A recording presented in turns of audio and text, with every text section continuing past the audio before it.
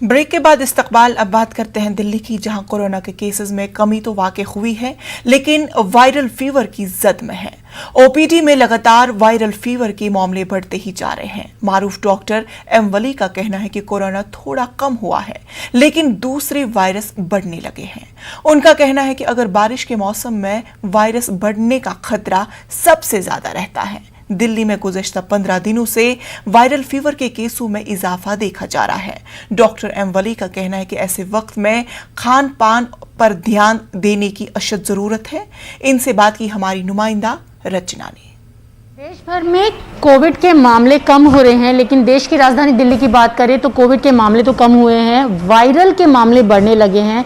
Viral fever जिस तरीके से दिल्ली में देखा जा रहा है, पूरे मसले पर हमारे साथ बात करने के लिए मौजूद है डॉक्टर एम वली।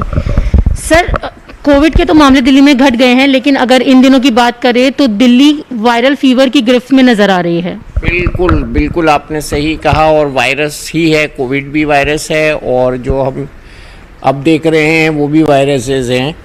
और आपने सुना होगा केरला में जो वायरस आ गया है, और निपा वायरस की भी हम बात कर रहे हैं। और इससे पहले हम देख रहे हैं कि कोविड जैसे ही सिम्टम वाला वायरस बहुत बड़ी तादाद में दिल्ली के आसपास पिछले 5-6 दिन से देखा जा रहा है। वायरल फीवर है, कोविड टेस्ट नेगेटिव आता है। खुद मेरे घर में मेरे छोटे बेटे को हो रहा है, जिसको कोविड टेस्ट नेगेटिव है और 5 दिन से बुखार है। कोई एक्सप्लेनेशन नहीं है। और आपने गोरखपुर वगैरह में, फिरोज़ाबाद में भी देखा कि ये सब वायरल फीवर बच्चे किस तरह से उनको डेंगू एनकेफ्लाइटिस हो रहा है। तो वायरस इस सीज़न में बहुत तरह के आते हैं, बरसात के मौसम में आते हैं, और कई प्रकार से ये बच्चों को ख़ास तौर से इन्वॉल्व करते हैं और बड़ों को भी करते हैं। तो वायरस का जो ये कहर है ये पूरे बरसात की सीज़न में चलता है। और इसके साथ साथ आपने बिल्कुल ठीक कहा कि dengue, malaria, encephalitis, viral fever, ये चारों का एक प्रकोप होता है इस सीज़न में।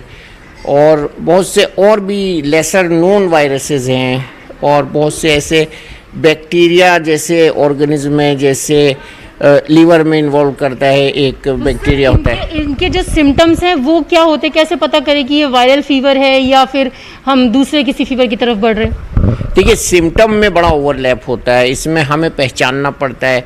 अगर बहुत ज़्यादा बॉडी एक होता है और दौरा आता है, छोटा बच्चा होता है, तो उसको हम कह सकते हैं कि ये ब्रेन फीवर है। ब्रेन फीवर मतलब एनकेफ्लाइटिस है।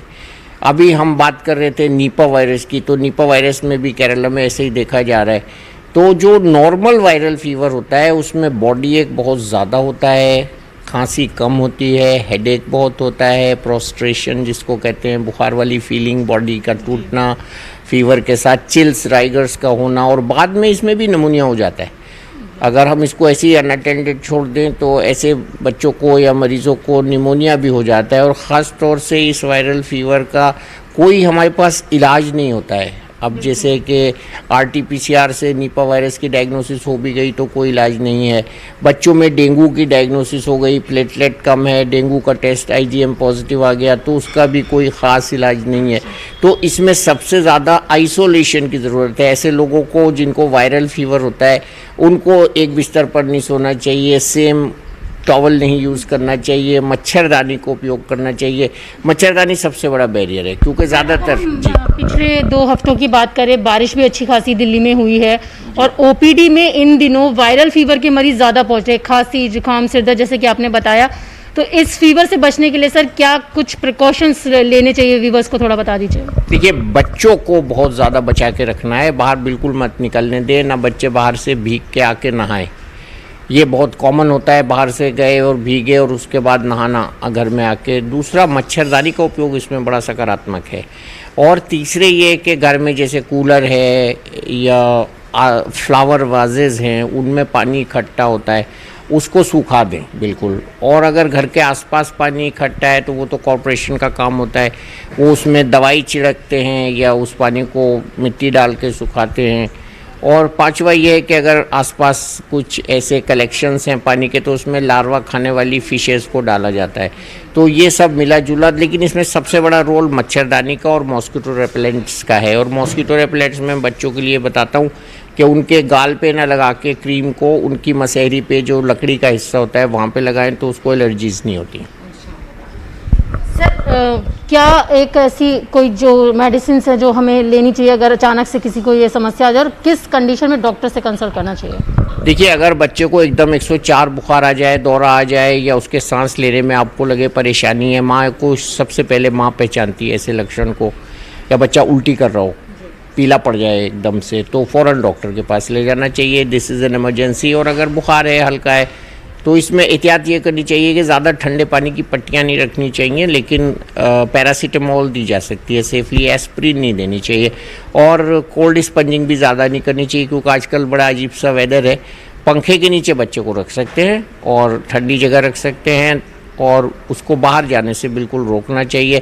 मल्टीविटामिन्स फल का इस्तेमाल इसमें ज़्यादा करना चाहिए, खट्टे फल अवॉइड करने चाहिए, और गर्म उसको सिकाई कर सकते हैं। अगर छाती में आपको लग रहा है बच्चे को सांस लेने में तकलीफ़ है, तो हल्की हॉट वाटर बॉटल से, या बहुत हल्का, पुराने ज़माने में तो हम लोग तवे पे रूअल रख के करवाते थे, तो ये अगर हल्की उनको हॉट फर्मेंटेशन दी जाए, गर्म पानी। इसमें मैं देसी चीज़ों का एक दो का जिक्र कर दूं।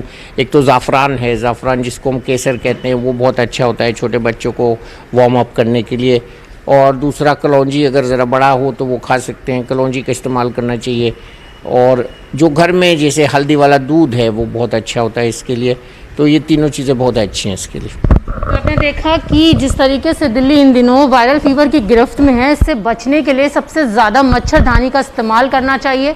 बारिश के पानी में ना भीगे, कोशिश करनी चाहिए कि आप ना भीगे, और इसके साथ जो हेल्दी फूड है वो लेने चाहिए। कैमरा पर्सन गौरव गिरी के साथ रचना, न्यूज़ 18। कोरोना वबा के दौरान बाहमी इमदाद व इन्हिसार का जज्बा मुस्तैद